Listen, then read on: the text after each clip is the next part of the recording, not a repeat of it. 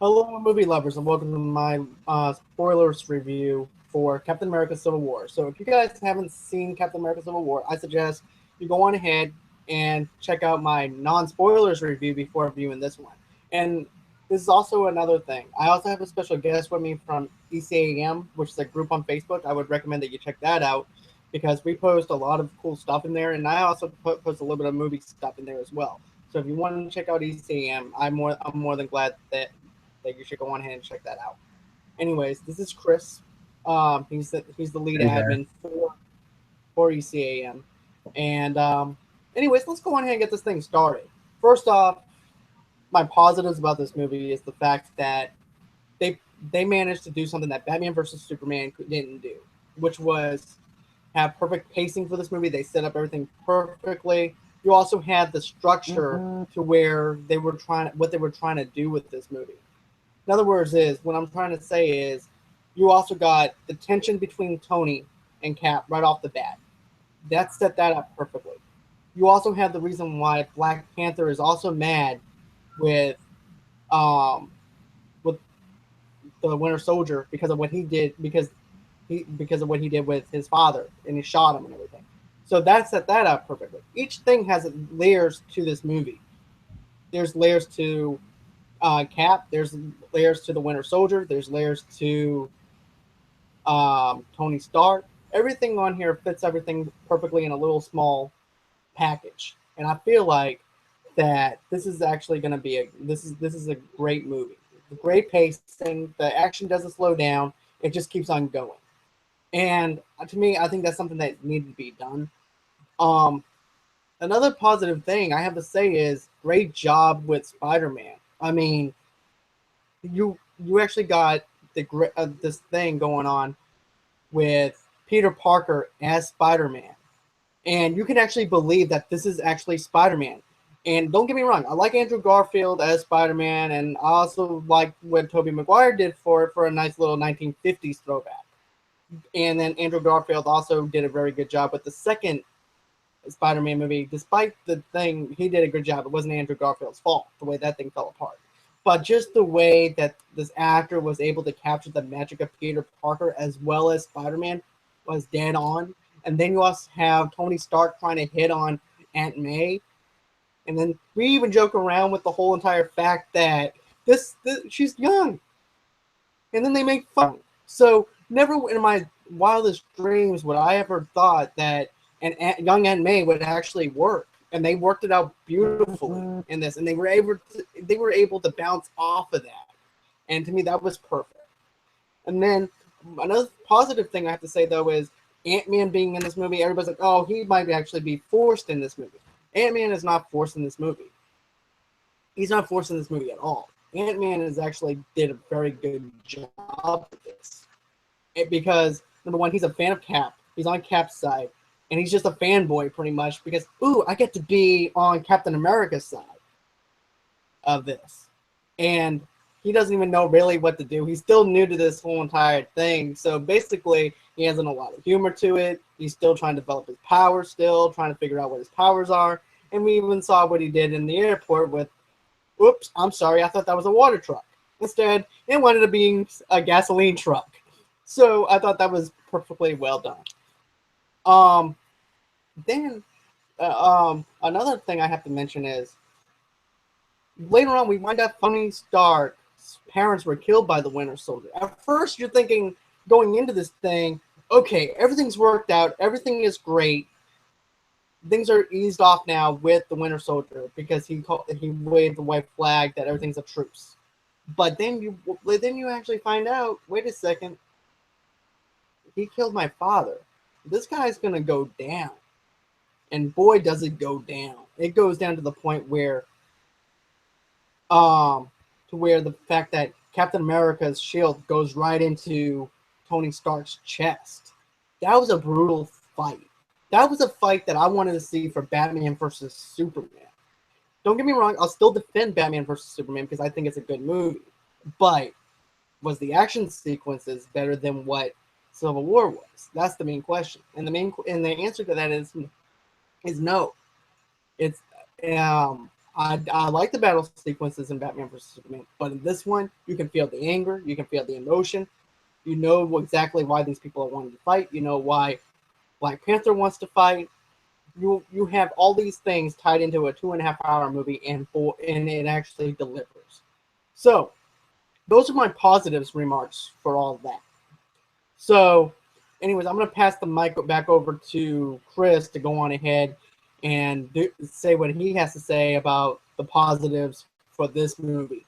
Because I feel like, you know, with every movie, there's a flaw. But I'm going to get to the negatives in a minute because there's only maybe a few negatives versus a lot of positives. So, anyways, I'm going to go on ahead and give the mic over to Chris, and then Chris can go on ahead and tell you his positives. Go on ahead.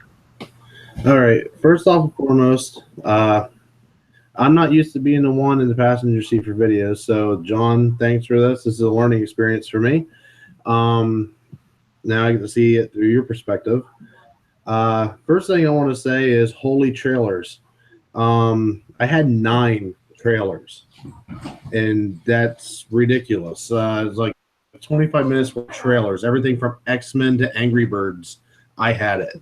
So pretty much any big summer movie, or even I even had Star Wars Rogue One, which makes sense because it's a Disney property.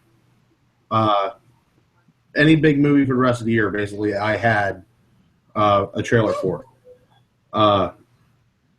Positives, pretty much everything that you said. The setup was perfect. The situational differences between Captain America and Iron Man was spot on. You could tell that they set Iron Man up from the moment that you seen him, the way he reacted when he was confronted by that mother that lost her son in Sokovia. You knew where he was going to lean towards. So I liked how they set that up. It was a wake up call to Tony, and as a matter of fact, he makes reference to that when they're talking about the Accords after Ross leaves, and he says, "Oh yeah, this is so and so who is just a normal kid that wanted to travel before he did anything big with his life." And oh yeah, by the way, we dropped the building on him. Yeah, that's basically what we did. We walked away and we thought nothing about it. So that in between, I think the guilt of him building Ultron is what leaned him towards, oh yeah, we kind of need our hands tied a little bit. So now the Cap side, I can understand where he's coming from, where he doesn't like the idea of registration because keep in mind, you got to remember, he came from World War II. So he's seen what a registration can do through the Nazi program, which led up to Hydra and all that. So I can see both sides. I lean Iron Man's side. I have leaned Iron Man's side the entire time. The fight sequences, I loved them. I love that chase scene through the underground tunnels or the overpass network, whatever you want to call it. That was well done. Kind of curious. I would love to see how they did this, where they made it look like Captain America, Winter Soldier, and Black Panther were all running faster than the cars. I would love to see the background or the backstage footage of that, because I just couldn't wrap my head around that. It looked so surreal. And mind you, I've seen the movie twice so far. And also, talking about seeing movies multiple times, I watched Batman vs. Superman again today just to compare and contrast, to refresh my memory. It's no secret if you're part of ECAM that I'm not a fan of the Batman vs. Superman film. I rank it up there as DC Spider-Man 3 because it feels like they tried to mesh multiple storylines together and they ended up with a really shoddy job of what they were attempting to do. Where Civil War is literally just Civil War, and considering the characters that they had to work with and the characters they didn't have to work with, they did decent. They for retrofitting it, they did really good. I think the end game of what Zemo was trying to pull off, which was separate the Avengers, should have been revealed sooner. I feel that should have probably been revealed pre-airport fight scene. That's just my opinion. And like you said, we're going to go into the negatives here soon. That airport fight scene was amazing. I could literally probably watch that sequence 5 or 6 times in a row and still be trying to dissect what all was happening in that fight scene. Because there's so many characters, so much going on. The biggest, pun intended here, the biggest surprise, which I loved, was Giant Man. When Ant-Man went to Giant Man, and I loved Peter Parker's response of "holy shit" when it was done, because just the way he says it is just hilarious. And it's exactly how I would picture Spider-Man saying that, considering that nobody knew that this was going to happen. And Stark's reaction to it was pretty funny as well, where he asked if anybody on his side had any enormous powers that wanted to be revealed now. The final fight scene between Captain America, Winter Soldier, and excuse the dogs in the background. Fortunately, I have no control over them. But between Captain America, Winter Soldier, and Iron Man, I felt that was a little rushed, in my opinion. I expected more out of that. I don't know why, but to me, that just felt like that should have been more. And I'll touch on that a little bit more later. But the one thing I loved, and it paid homage to the comic, if I recall correctly, is when Tony went and shot the laser blast and Cap went and blocked it with the shield. That's right straight ripped from the comics, if I recall correctly. That was awesome. Like, I couldn't believe that they actually pulled that off. It wasn't exactly as it was in the comics, but I mean, to at least see that they went and the fan service deal with that was pretty sweet. That beatdown that Tony got was pretty, like you said, it was pretty brutal. I'll be honest, I was expecting one of them to die. I did too. To be straight up, I was expecting either Tony to rip into Cap and kill him by accident, if anything, and then with survivor's remorse or regret, whatever you want to call it, then he would let Winter Soldier go for whatever reason.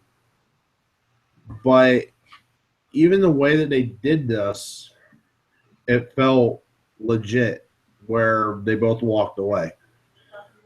And that was a really fine line to walk. You could tell that they were kind of teetering on that a little bit. The one thing I don't understand about the entire film, granted, I love the cinematic of it coming out of the ocean, was the prison. I don't understand why they had the prison, because there really wasn't any reason for it to be there. You're talking about like with all the Winter Soldiers, or no? I'm talking the one in the ocean that Ross and I'm guessing Ross and Stark built together. Oh yeah, that. Okay. But then again, it's Ross, so I mean. This is my speculation on it, and maybe I can add just a little bit to it. Is this basically? It's basically saying if you step out of line, you're going to prison for using your powers and everything, and you need so therefore they have to build something to separate the regular prisoners from the superheroes, because the superheroes can actually break out of prison anytime that they want. Well, that's true. So therefore they have to build a separate thing away from everybody on an island that might be stranded or whatever, to where no harm or something will go, no harm or anything is going to be going to the people who are holding prison. That's just my thought, though. Yeah, but you put somebody like Ant-Man and Falcon in that, it like makes absolutely no sense. You take their suits away, they're powerless. True. Like But I remember. I can understand Winter Soldier and Scarlet Witch and all that, but those two in Well, particular, and Hawkeye for even like take away his bow and arrows, he's a normal person. well, I guess because that he was set up with the Avengers, so therefore everybody's connected. So therefore they're gonna end up doing the same. You pay the, you do the crime, you do the time. But in the comic books, in the comic, they're actually in the negative zone and everything. They all get shipped off up there instead of it being a prison. So that was in place of that, since they couldn't use that because of the Fantastic Four. So No, that's why. all right. So they're paying a little bit of homage to what the comic trying to do, stay faithful to the comic, in my opinion. Anyways, you can All go right. Now, one thing I will say, and I don't know if you're going to agree with this or not, but I am predicting right now that X-Men is going to have a really hard time topping this. That's just my personal opinion. The bar has been set. Here's my thoughts on this though. I really, whenever you go in and talk about other movies and stuff like that, I really don't want to. This is just me and my thought process. I don't want it to top another movie. I want to sit down and I want to watch that one movie for what it is, and then judge it on that one merit. And then later on down the road, I'll judge it after I see the movie and be like, okay, and I'll start questioning myself after a couple of hours after seeing the movie. Was this better than this? Did they set this up better than Batman vs Superman? Did they do this better than Civil War? And then that's when I make my judgment calls on that. But as for seeing the X-Men Apocalypse movie, I'm just going to go in there and watch it for what it is. Watch that one movie without comparing it to anything else about that one thing. But I might end up comparing it to how Days of Future Past is compared to this one. Mm-hmm. Because this is a 20th Century Fox movie versus a Marvel movie from Disney. So that's how I have to judge that. That's just the way I do things. Yeah, I can understand. Right. But yeah, I do agree that the bar has been, has been spent pretty much. It's been set. I think the bar got set with Avengers, and then it got reset with Winter Soldier, and now it's reset with Civil War. Right. And I feel like the Russo brothers are doing a dang good job with Yeah. This is what I like about the Russo brothers versus Kevin. Don't get me wrong. Who was the guy who directed the first Avengers? I keep on forgetting. Whedon. Now, this is what I like about the Russo brothers over Whedon. I respectfully thank Whedon for what he did, but the good thing about having two people directing a movie is you can share the workload with that one person. So therefore, you can take the other person's burdens and you can lay it on somebody else, and that someone else will go on ahead and do one part of the movie, and then the other person can go on ahead and work on something else.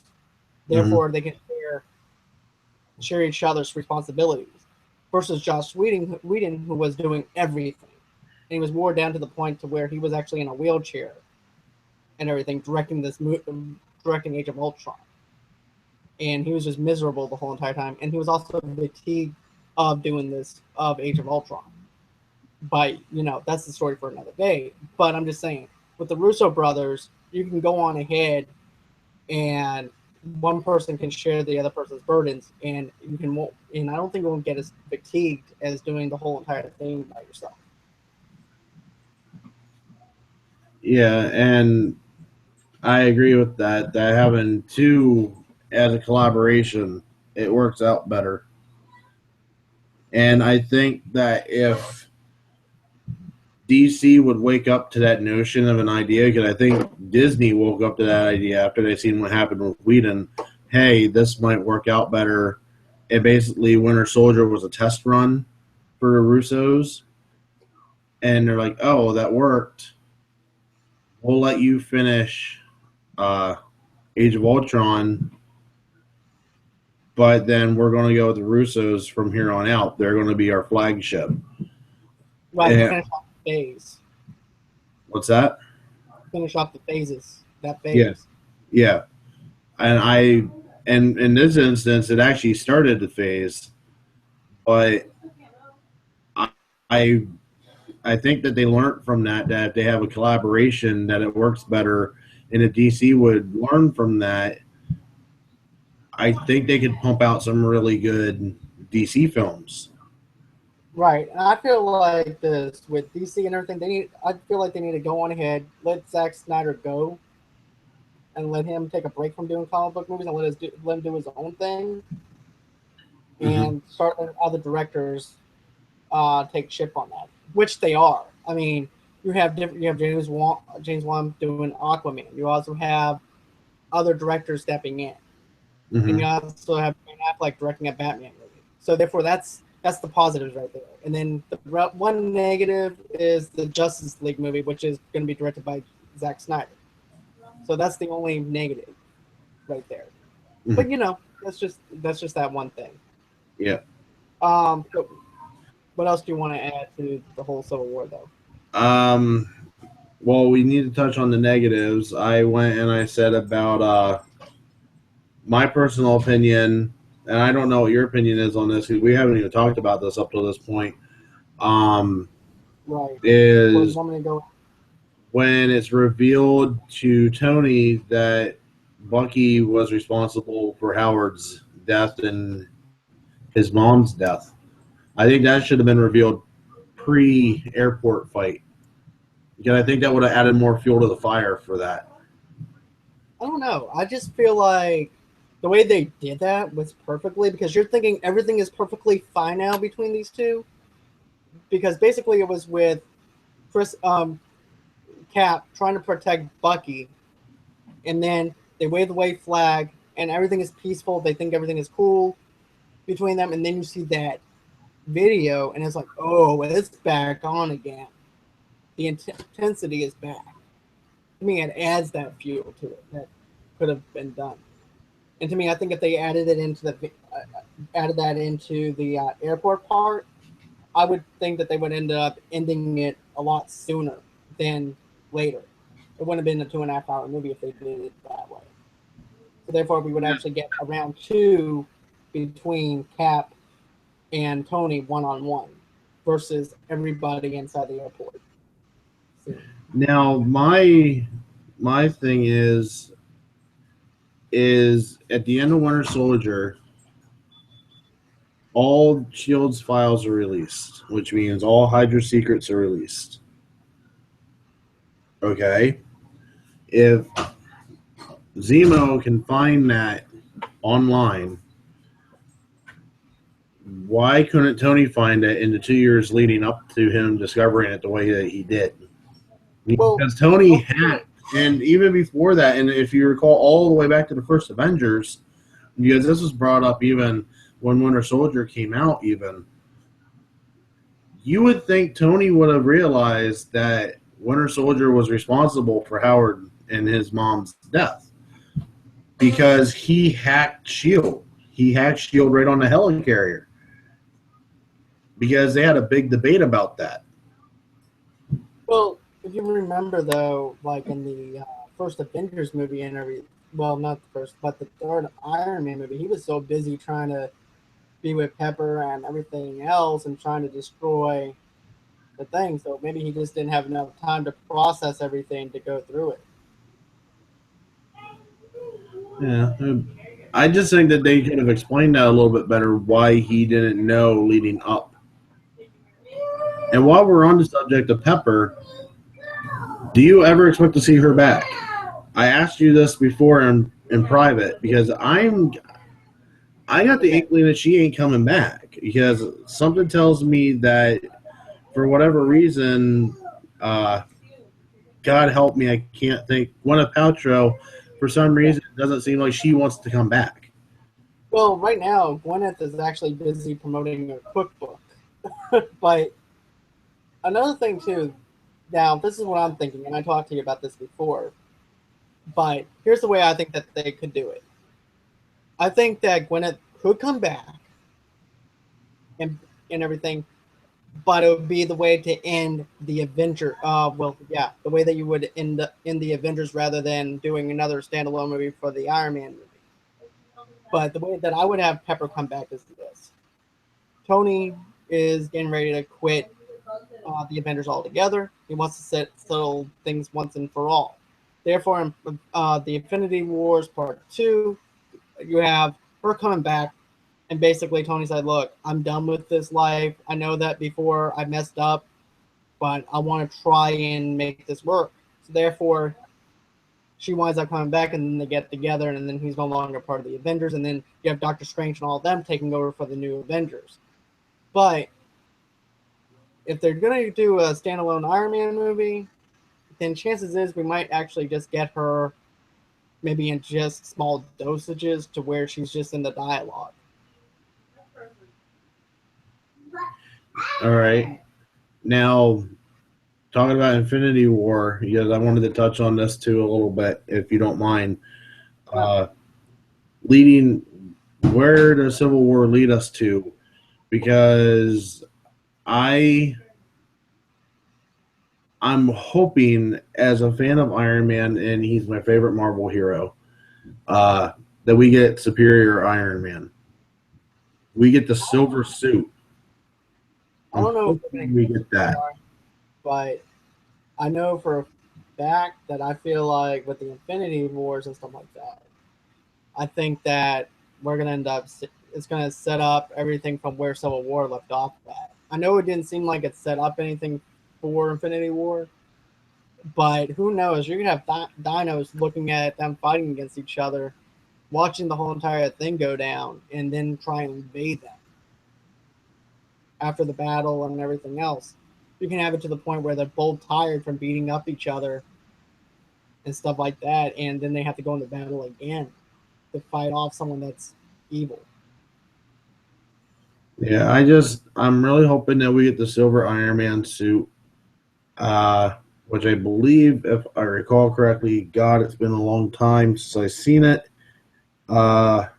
The silver suit is the Iron Man space suit, if I recall correctly. So that's the one I'm looking forward to seeing, because I want to see Tony go up into space. I want to see him fight Thanos in space. I just want to see that. I don't know why. It's just because I'm an Iron Man fan, I guess. But I want to see that happen. Let's see. That, and they kind of foreshadowed it to happen in Age of Ultron anyhow. That's true, they did. But as for my negatives about this movie is Zemo.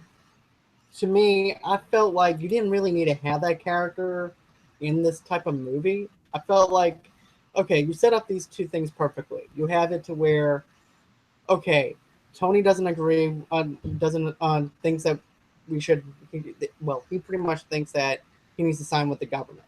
Mm-hmm. And then you also have Captain America, who says that he doesn't want to be part of the government anymore. Because if you even look back at Winter Soldier, he's like, this is not what I fought for in World War II. This is a country that's in fear. So therefore, he's going to be against it. So really, you already had that tension to where these two people can actually fight off without having Zemo in there. To me, it would have worked a whole lot better if you didn't have Zemo in there. To me, Zemo kind of reminds me of that twirly mustache guy who's just causing and pulling the puppet strings. I hope that they don't notice. I'm gonna pull this string. I just didn't like that part. I felt like it just sounded like MODOK. But I just felt like that was forced. I felt like, okay, have Zemo in there, but you didn't need to have him all the way through this whole entire thing. You can have him hating on them because his son got killed, and that could have been it. You didn't have to go into this whole entire thing about Hydra again, building this other thing and stuff like that. To me, he was the weakest thing out of this whole entire. Well, Yeah, and that was kind of one of my gripes too. Is like, okay, we get it. You're beating us over the head with Hydra. But the thing is, if you've been watching Agents of S.H.I.E.L.D. like I have been, I've not missed an episode. You know, and spoiler alert for Agents of S.H.I.E.L.D., you know that they just basically ripped the heads off of Hydra. There is no Hydra anymore. It's gone. They obliterated it. So Hydra in the MCU doesn't exist anymore. But yeah, that they ended up putting that little notion in there with all Yep. the other soldiers. Yeah. So like they'll, and I think the Russos are starting to get wise to that. Is that people are getting sick and tired of getting bludgeoned in the head with the name Hydra. Like every time you turn around, it's Hydra this, Hydra that. It's like, no. Right. To me, if you're being too repetitive with things, that excitement is gone. Like, it's perfectly fine when you mention it in Winter Soldier or you mention it in the first Captain America movie because Well, that it made excitement sense in there. Winter Soldier. Huh? It made sense in Winter Soldier because Hydra Right. was hiding within Shield. Right. But you know what I'm saying, though. It was Yeah. too repetitive to the point where that excitement is now done. It's like, oh my God, he said Hydra. Did you hear him say Hydra? And then it goes, okay, Hydra. Okay, come on. Well, yeah, like how many times you gotta, yeah, how many times you gotta hear Hail Hydra? Like, Right. how Like I many said, times you need to see the symbol? right. Um, that's my negative part on Zemo. And Yeah, and I then have to agree. Now you say that, and you get me thinking about it. He felt forced, actually. Now that I think about it, his character really felt out of place per se. right, and I felt like, okay, you don't need to have like I said before, you don't need to have Zemo in there. All you had to do was set up the tension between Cap and Tony and let them face off against each other, and that's it. What And did you then you think? have it to where later on or whatever they go into hiding, and then Tony finds out that Bucky wasn't the one who who assassinated Black Panther, Black Panther's father. And then you can go on ahead and have that reveal of, hey, I killed your father, and then have that more tension build up to where they're fighting against each other. What did you think of Crossbones' early fate? To be honest with you, I That wanted annoyed me. to be the main antagonist. I wanted Crossbones to be the main antagonist. Instead, it was like an introduction to Civil War. And I'm like, really? All this hype about Crossbones being in the movie, and you only have it in 5 minute marker. Yeah, and you had like what 150 pictures of him on Facebook Right. promoting he was in the film. It's like, oh yeah, but he dies 5 minutes in. It's like, Right. And to me, I think that would have been a better thing than Zemo. To have him in there causing all this havoc and having him as the main antagonist and have oh dirt yeah, on Bucky for killing Tony's parents and then him revealing to Tony, hey, look, Bucky killed your parents. well yeah, because then the Hydra formula would have worked. Right. But instead, it was just the puppet master. You have the twirly mustache villain who really was forced through the whole entire movie. When Yeah. really Nemo should have been out of there, or he could have been one of the victims' family members who was mad at Tony or the Avengers, and have two people in there, not just one person being mad at him, and that could have been done. And then have Crossbones in there through the whole entire movie. Heck, I would have been okay with it. Would have been Ross. Like that would have actually been a cool plot twist if it would have been Ross. That would have been the one setting everything in motion. Because Ross is just devious to begin with. He's just a guy that you love to hate. I agree. And but Thunderbolt Ross, I felt like they did a good job putting him in the movie as well because it sets up all the stuff that's going on Mm-hmm. with all the other movies. It shows them, and you see the pain in Scarlet Witch's. Actually see the pain that's been placed on her for her powers. Mhm. You know. I'm gonna go bold here. I'm gonna make a prediction. Thunderbolt Ross shows up in Thor Ragnarok. Well, that makes more sense though. It makes more sense for him to show up in Thor Ragnarok because the Hulk is going to be in it. That's why I'm saying he's going to show up in Thor Ragnarok. Right. And to me, that's going to be like a buddy cop movie if you think about it, because you have. That's the way I'm seeing it. I'm seeing it as a buddy cop movie. You have Thor and you have Hulk. Yeah, and I hope that they do another scene like this where they just kind of look at each other, they look back, and Hulk just goes.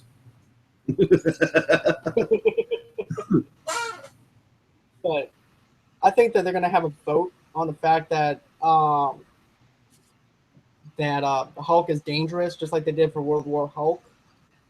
Mm-hmm. What they're going to do is, instead of them shooting him up into space, they're going to get Thor to send him up into space. Or Thor's going to be the protector of the Hulk. And be like, look. He's going to take him back to Asgard and have him fight. But that's how I look at it. I think that's what's going to happen. I can see Odin.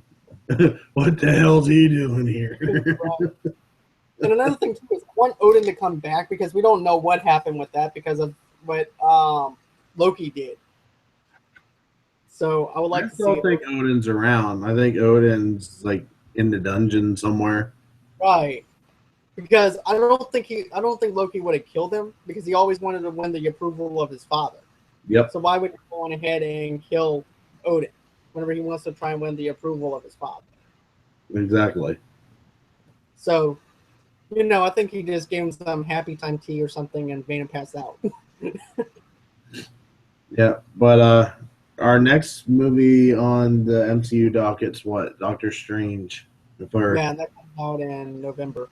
Which looks like MCU's version of Inception. Well, okay. Which looks really awesome, by the way. It does. But my thought process is this. Of course it's going to look like an Inception movie. Because of the fact of how trippy Doctor Strange is. Because I know you read the comics. And I know... It's been a long time, but yeah, from what I remember of it, yeah, it throws you for a loop sometimes. Right. And I'm reading the Doctor Strange comics out right now. And if you look at that artwork and also look at the artwork from the 50s and 60s version, that thing is really trippy. So therefore, you would need to have those special effects. Yeah, well, consider also like you said, the 50s and 60s era that you're talking about. The people that probably made those comics were probably on serious acid trips when they made the comics. Right? So, what's your negatives on Captain America Civil War? Nemo. Wow. Wrong comic book character. Zemo. Crossbones' early fate, which still annoys me because I was really looking for the payoff for Winter Soldier from that one. Because I was really hoping to see Falcon and him go at it again. I'll be honest, I was not amused with Ant-Man's fanboyism of Captain America. It kind of annoyed me a little bit. I thought it was funny. But when he first comes out of the van, he's like, I'm shaking your hand too long. I'm like, no, duh. You know what? The part where Bucky gets arrested, I was laughing at that. Because he looked like he was in a booster seat for misbehaving. Right? He looked like he was in one of those chairs that you put your kids in timeout on, like in a high chair. But, I thought that, but I also liked it when Steve winds up falling for the niece of the person that he fell in love with in the first movie. Mm-hmm. And you have Bucky and all them in the car. Yeah, that was funny. Just shaking her head like, yeah, boy, you got this.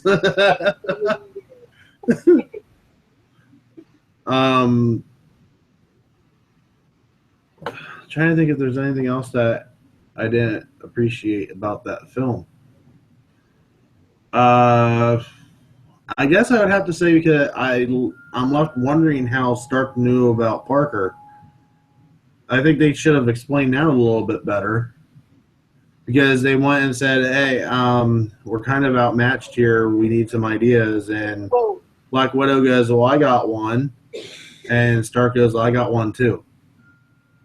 this is But what I'm. then it's not explained. Like, how do you know that Parker is even existent? Well, here's what I'm thinking. I'm thinking, okay, Tony works for the government, Mm-hmm. and therefore, of course, he would have the records to know that Peter, who Peter is, because it even shows him going around. Remember the cell phone? He showed him going around shooting his spider webs and everything into the city in Queens. So you have to think that Tony already knew who he was because he works for the government. Yeah, I just would have liked to, have, in the moment, had like the clarity of it because there's so many at that point in the movie where he goes to meet Parker. There's so many cogs already moving in the machine that it's hard to keep track. Right. So Um, I didn't like the last after credits scene with. yeah, that I'm confused by that. Like, Okay, what's that dial thing? well, it kind of looked like the bat signal from Spider-Man, It does. It really does. That's but kind of my first thought. I was like, what? So Spider-Man is Marvel's Batman now? well, this is what I'm figuring it out though. I'm thinking like it's a reminder to people who don't know that this guy's going to be the new Spider-Man. So it's like, okay, we have to figure out a way to tease this in here, saying, hey, Spidey's back home with the MCU, sharing a property with Sony, and there's a lot of people that don't know this or anything, so they don't follow the news, movie news reports or anything like that, like we do. I So therefore, think there's a lot more people that know that Spider-Man is back to the MCU just due to the whole fact of the whole Sony hacking debacle. Because well, that was huge. yeah. So, Um, and I still say thank you, Seth Rogen. I hate you, but thank you.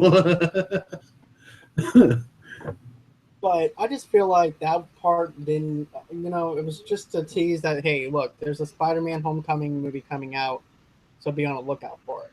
So Mhm. it doesn't really set up anything for Infinity War. Yeah, I because forgot what the, huh? if you notice, it says at the end, it says Spider-Man will return. It says Right. nothing about Black Panther. Well, it also teased that though at the ending, so really you don't need to actually have that in there. But it also didn't say Captain America will return either, No, it doesn't. because Captain America's movie.